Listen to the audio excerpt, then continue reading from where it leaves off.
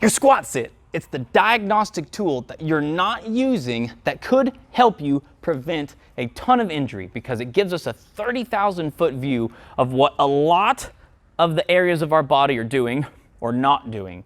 So no matter what style of squat you're doing, whether you have a wide stance, whether you have a narrow stance, whether you've got long legs, long torso, short torso, there are some things that hold true no matter who you are, where you are. 1, my feet are nice and flat. 2, my knees are pointing the same direction that my toes are pointing. 3, my hip crease is below my knee, or at least right in line with it. And 4, my back is nice and flat. So as you're going through this squat sit, your body is going to be able to tell you where you're tight, where you're not tight, and where you need to work on some things. So right now, I know that my calves are pretty tight. I just got done with the workout, and they're pretty tight, so my heels are coming up a little bit, so I need to stretch out my calves a little bit. You may not feel all these things right away, and that's okay. It takes time for your brain and your body to get connected with each other again, right? It's like mending a bad relationship. It's going to take time and it's going to take some work, but I promise you, if you stick with it, your body is going to be able to tell you a lot of really great information about how you're moving, how you should be moving. So a lot of people don't have a good brain-body connection, so they'll get down into a squat and they'll say, yeah, I feel good. I feel fine. There's nothing wrong with this at all. But just like a transformer, there's more that meets the eye. So let's go into it. So let's start from the ground up. When you're looking at your squat sit, everybody's squat is just a little bit different. Some people have their feet a little bit wider. Some people have a little bit more aggressive angle relative, to their ankle and where that stuff's all going to be. It's all going to look a little bit different, but there are some things that hold true no matter what variation of squat stance you have, and that is 1, flat feet. So look at these bad boys. So I'm down here and I'm trying to push my toes to the floor as hard as I possibly can as I do this. Okay, and that's going to help create this false arch. Come on in here, look at this.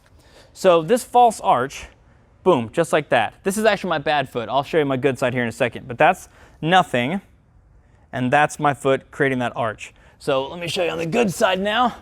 Flip, flop, flip, flop. So right here, and then I'm going to arch my foot, and then relax, and then arch my foot. Relax, arch my foot. So some of you guys with a high arch, this is going to be pretty easy. For those of us with more feet on the flat side of things, then this is going to be a little bit more difficult. So you want to grab the ground, create that false arch, act like someone's putting a pin underneath the arch of your foot, and you're trying to smash a cold penny underneath the knuckle of your big toe, right? So that's step 1. Check out your feet. What are your feet doing? So if your foot can't do this, it means we have some coordination work that we need to increase down here at our foot, because if you have a stable foot, you've got a stable squat. No matter what variation, no matter what style of squat you're doing, it all starts with your feet. If your feet are caving in on you, you're going to be leaking power and opening up opportunities for injury, okay? All right, so next thing is my ankle mobility. Okay, so look at this ankle. I am bending quite a bit right here. Now, no matter what variation you are, no matter what limb length you have, you're gonna need those ankles to be able to bend. And so my knee is actually over my toes. Now, some people are gonna have a little bit more aggressive angle, some a little less aggressive, just depends on your body type. But we don't wanna see, let me go to the side, show you what I'm looking at here. This right here. See how my knees are like that? See where my chest is relative to this? If my ankles won't move, as soon as I load this pattern, back squat, front squat, goblet squat, whatever, Zercher squat, then what you're gonna do is you're gonna end up opening opportunity for your lower back to get injured. We've got to get these ankles, boom, forward like that, because it allows our chest to sit up higher and it allows us to get into a much safer squatting position, okay? So, ankles. The next step on this process is check your knees. Your knees are going to tell you a lot of good things about what your hips and your ankles are doing or not doing. So if I'm right here, boom, and my knees are caving in like that, this could mean a couple different things. It could mean that my ankles need more work, as you can see here. Look at that. Look at that. Or it could mean that my glutes aren't working. Maybe both, right? So check your knees. Are they caving in on you? We don't want them to be here. Ideally, we want our knees to point at least the same direction that our toes are pointing. If you're pretty flexible, if you can keep your feet flat, you don't want to over-rotate that foot, right? You don't want to really roll up way too much on it, because that's no good. You want to make sure those knees are pointing the same direction that those toes are pointing, right? So check this out. This is my where I like to sit when I'm doing my squats. They're pointing the same direction that my feet are pointing, okay? Okay, next thing we're going to look at is, where is your hip? Now, ideally, you want your hip crease to be below your knee. Let me show you what that looks like.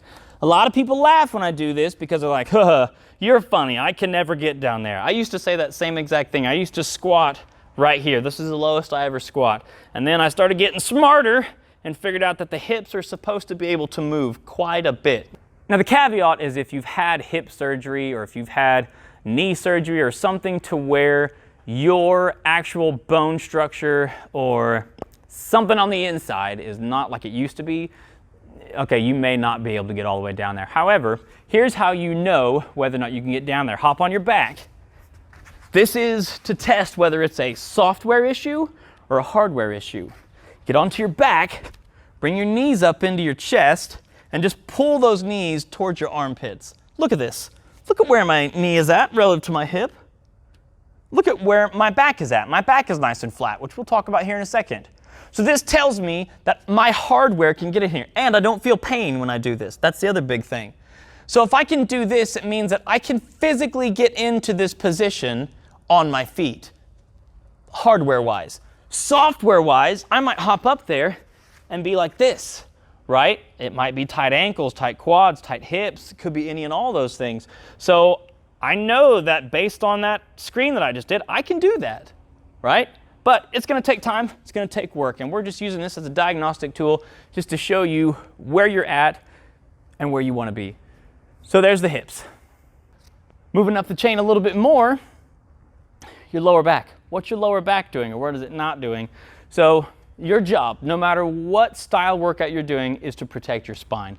Whether you're a swimmer, rock climber, runner, lifter, yogi, Pilates, you want to protect your spine. That's our job no matter what you're doing, because if your spine is broke, you're broke. So come on down here. Now what you want is to see a nice flat back from here, the top of your butt crack, to the back of your neck, the back of your head. So you're going to get right here and you want to make sure that everything is nice and flat. So if you're looking at your back and you see your lower back doing, hold on, let me a second, this is tough for me to get into. So if you see your lower back doing this number right here and it's curling over, that's no good. It's probably, not always, but it's usually a good indicator that we've got something wrong with our hips. You can see my ankles are floating up a little bit. It could be an ankle thing.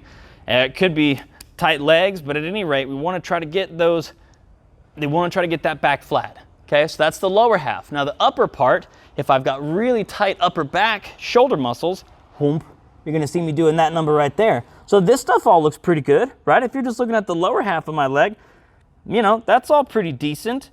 You know, my feet are flat, my ankles are going forward, my hip crease is below my knee. These are all fine, but my upper back is way the heck over here, right? I'm compensating on my upper back to make this happen. And once I straighten up my upper back, I might have to come up higher.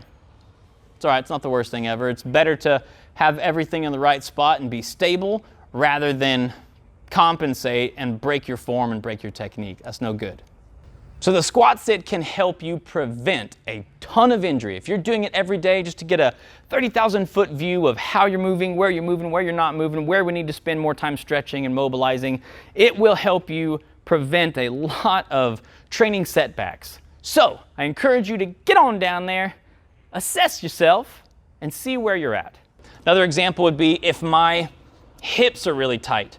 They're not going to allow me to get down here very low. So the more in tune I am with my hips and my body, the more I'm going to be able to be like, oh yeah, my hips are tight. I need to go do a hip stretch or whatever. So keep that in mind as you're going through this process. You might not feel everything right away, but keep doing it. And you're going to get better at it, and you're more likely to keep yourself far, far away from injury. There are some things, daggone mosquitoes.